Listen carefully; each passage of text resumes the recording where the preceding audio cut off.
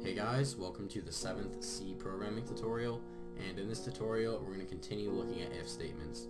So let's just go ahead right here and run through a quick example. So what I'm going to do right here is just create a new character variable. So I'm going to say car, my car, and then I'm not going to set it equal to something. I'm actually going to ask the user to enter a character, and then the character that the user enters is going to be stored inside of this variable right here. So now what I'm going to do is I'm just going to print out onto the screen asking the user to enter a character. So I'm going to say please enter a character, and then of course we need to read the character that the user enters, and to do that we need to do scanf. So I'm just going to say scanf, and then inside of these two parentheses I just need to put the format, so that would be %C because we're reading a character from the console, and then I just need to do the and symbol or an ampersand, and then the name of the variable that I want to store the character that the user enters in. So I'm going to say my car. So now what it's just going to do is ask the user to enter a character and then store the character that the user enters in this variable right here. Alright, so now let's say that we want to check and see if the character that the user enters is a capital A. So we're going to say if my car double equals, and then we do capital A. And remember, when we do double equal because we're comparing these, we're not assigning this variable a value. So now we're going to say if my car is equal to A, then we're just going to print out onto the screen hello.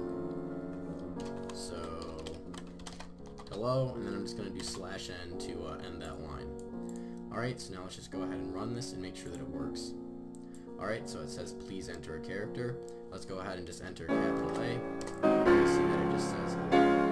Alright, now let's go ahead and run it again and enter a different character. So now let's go ahead and enter G, and we see that it doesn't print out anything because it never entered this line of code right here. It would only execute this line of code if the character that the user did enter was a capital A.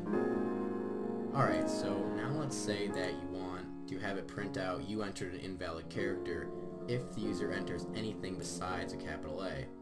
So what we're going to do right here is we're going to press enter and type else. And basically what this else is, if this if statement right here is false, so if whatever is in here evaluates to false and it never gets to this code, it will just do whatever is inside of this else right here. So let's just say we want it to print out you entered an invalid character if the user didn't enter a capital A. So we're going to say you entered an invalid character. And then of course I'm just going to end the line with a /n. Alright, so now let me just go ahead and run through this program. So we just created a character value up here. Then we ask the user to enter in a character. Then we read the character that the user enters, and it will store the character that the user enters in this character variable up here. Then what it's going to do is check and see if the value of my character is equal to A, and if it is, it will print out hello. If the user enters any character besides a capital A, it's going to print out you entered an invalid character. Alright, so now let's just go ahead and run this and make sure that it works. Alright, so I'm going to enter a capital A, and we should get hello. Yep, as expected.